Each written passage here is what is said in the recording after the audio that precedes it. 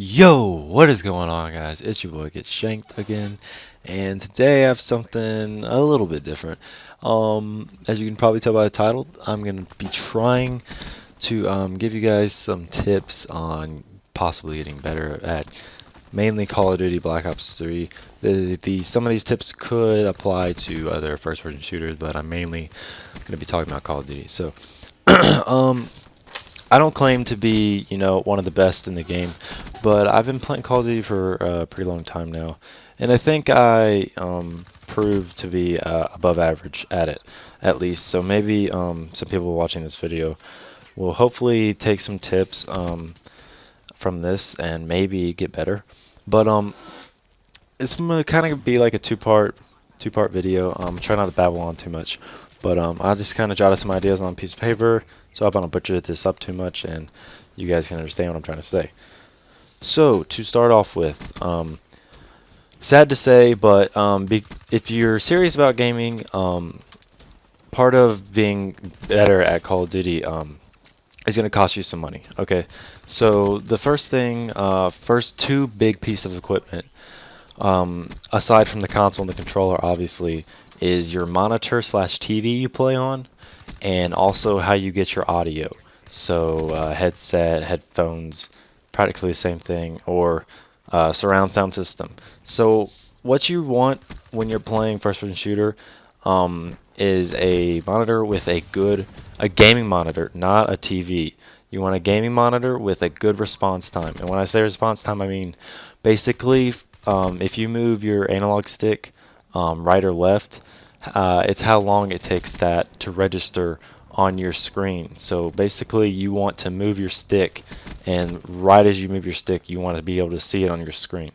And believe it or not, that makes a big difference at being having quick reaction in Call of Duty, and winning gunfights, plain and simple, to be honest with you. I play on an Asus monitor, and it has a 5 milliseconds response time, which isn't the best. I'm working my way up to get a 1 millisecond response time, which is what most people, most like pro gamers and big YouTubers play on, is a 1 millisecond. So you can get yourself one like I have for around $100 on Amazon if you do some shopping around. But most TVs you're going to play on are going to have probably 10 or like 15-second millisecond response times. I'm sorry I can't talk right now. I'm really trying. Um, so basically, yeah, you're going to want a gaming monitor with fast response time is the number one piece of equipment. I would say is probably the most important piece of equipment you're going to need aside from the headset. But if I had to pick between the two, of having a monitor or a headset, I'd have a monitor. Okay, so moving on to the headset. You're going to want a gaming headset. If you can't afford a gaming headset, definitely use headphones over TV speakers or surround sound. Headphones just are directly in your ear, and you're going to be able to get that 360 degree sense of sound better when the sound is going right into your ears. Rather than against the TV speakers or a surround sound system. Personally, I use the Turtle Beach PX22 headset, and I'd say they're pretty good for the price I got them at. You could probably find a Turtle Beach PX22 headset for around $60 if you do some shopping around. It's done me well. It's lasted me a long time. The mic quality is not bad at all. It's actually what I'm using right now to record this with. So I'd say it's not bad, for a $60 headset. Sorry, guys, I had to take a breath there. I've been talking for a long time, but it's got a good sound, and like I said, I've been using it a while, so it's pretty durable, I'd say, as long as you take care of it. Don't be dropping it, slamming it on the ground. But I mean, you can shop around for your own headset, but it's definitely nice to have a gaming headset so you can have that advantage when it comes to hearing footsteps and movements in the game and whatnot.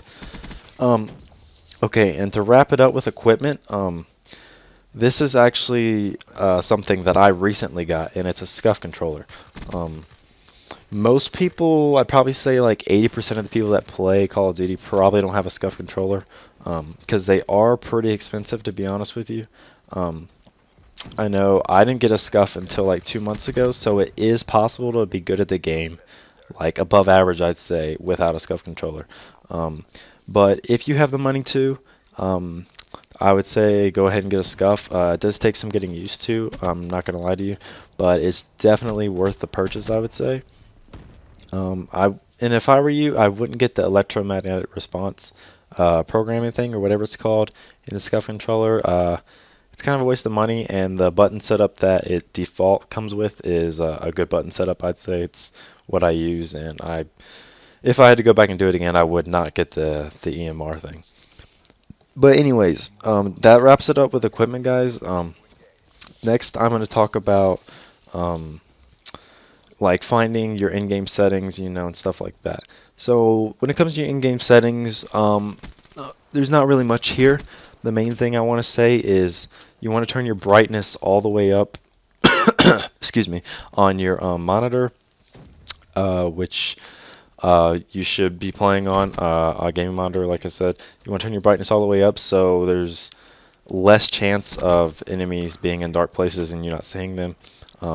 It might make the picture look a little bad, but it is going to give you that advantage when it comes to dark places on the map and stuff like that. And another thing is sensitivity. And I'm not just going to come out and say, you should play on this sensitivity right here. This is the one I play on, so it's the one you should play on. But I would say most people that are pretty good at the game, most people, probably don't go above 7 in the sensitivity range. And I know most pro players like play on like 4.5 or like 5.5, maybe max 6. But I play on 5.5 myself.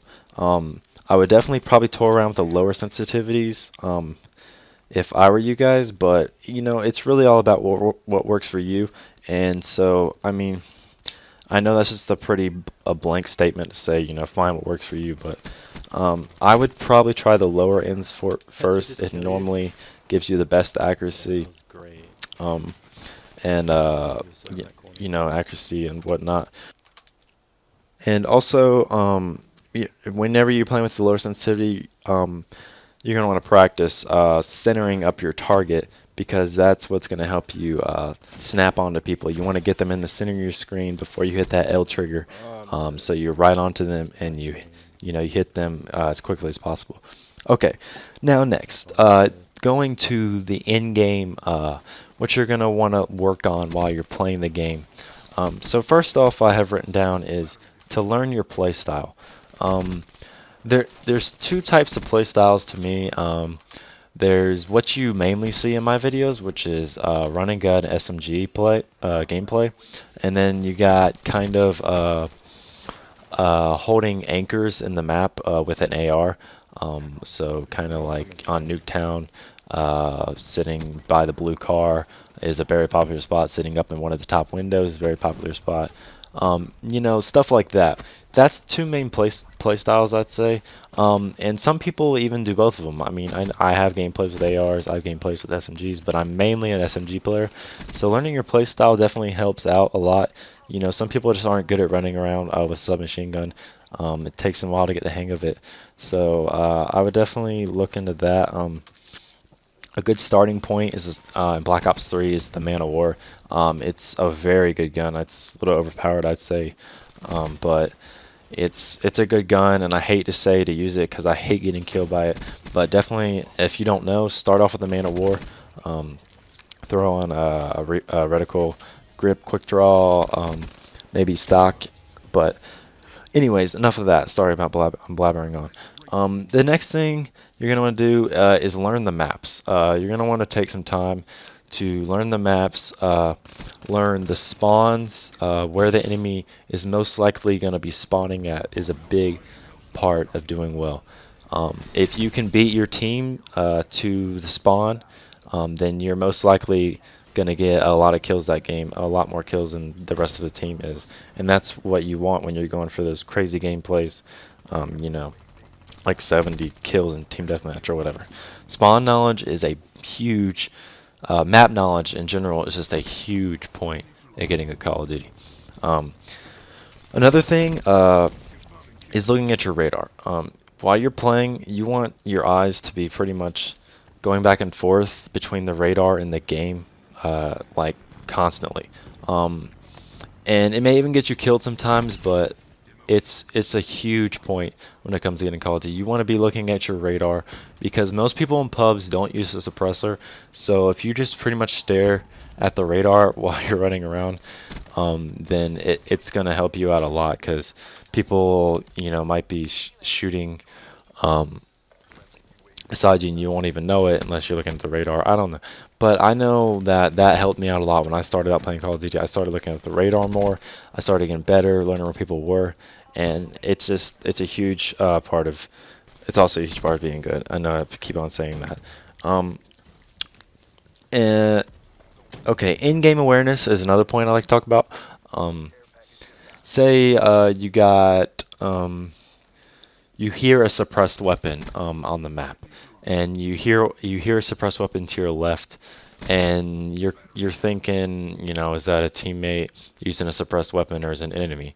This is a really basic example, I know. So you look up at your radar, like I just mentioned. You see that it's a teammate. You have a teammate to the left, so you know that that suppressed weapon is your teammate, which is kind of like in-game awareness, and so you're not going to waste time going after him. The chances of him being in a firefight with an enemy right beside him with a suppressed weapon is kind of little, but I mean, in-game awareness is just big. You would know if that's an enemy or not. You just a lot of what I'm saying comes with practice. A lot of this, like, you're not just gonna hear this and then go play Call of Duty and like be a god at it. A lot of it comes with taking these tips and practicing on them like a lot. Okay, so I know that's kind of hard to hear, but um, you really just want to practice. It's like anything else. If you want to get good at it, you got to practice it. And so my last point I want to come to is being smart. While you're playing the game, don't be a dumbass. Um, if you have a CUDA with a suppressor and you're trying to shoot across the map at somebody with a long-range weapon like a man of war, a sniper rifle, you're most likely not going to win that gunfight.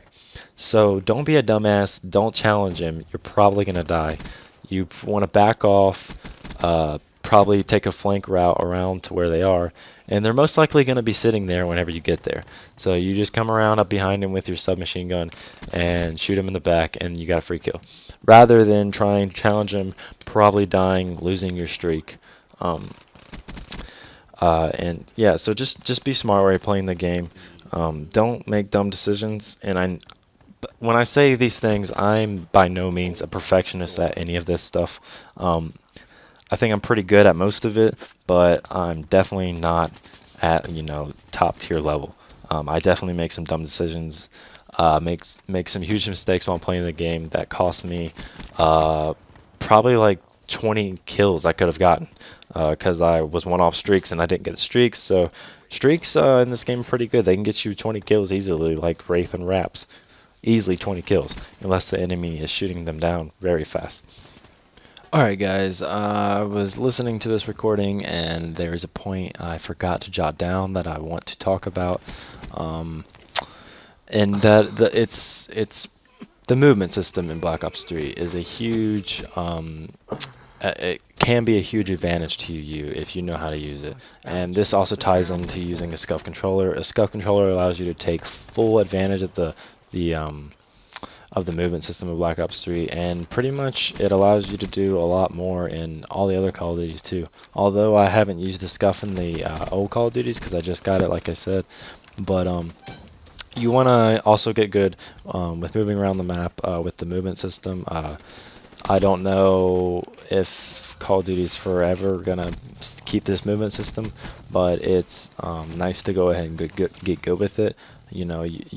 If you're getting in a gunfight and guys around the corner, hit the wall run, jump over him, and it's an easy kill rather than just strafing around the corner like he's probably expecting you to, and then getting killed that way. So that was just a quick little point I wanted to add in. I know I didn't talk about it much, but basically, yeah, take the movement system, use it to your full advantage, and that will also help you out a lot. Okay.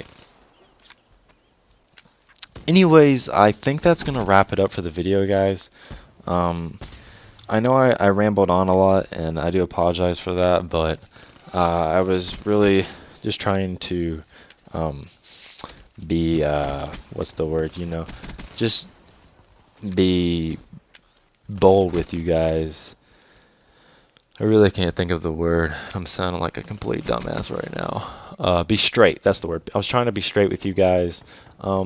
These tips, if you're not really serious about gaming or whatnot, then I really wouldn't listen to any of this. If you're not serious about being like a FPS player, then, this video probably wasn't for you. But like I said, I do hope you guys can take some of these tips and hopefully get better at the game. If you do, let me know in the comments if any of this stuff is going to help you guys. Like the video if you liked it or whatever, and give me feedback in the comments. How did I do? And subscribe to the channel if you're new, because it always helps out. And as always, this is your boy XGetShanked, and I'll see you guys next time. Peace.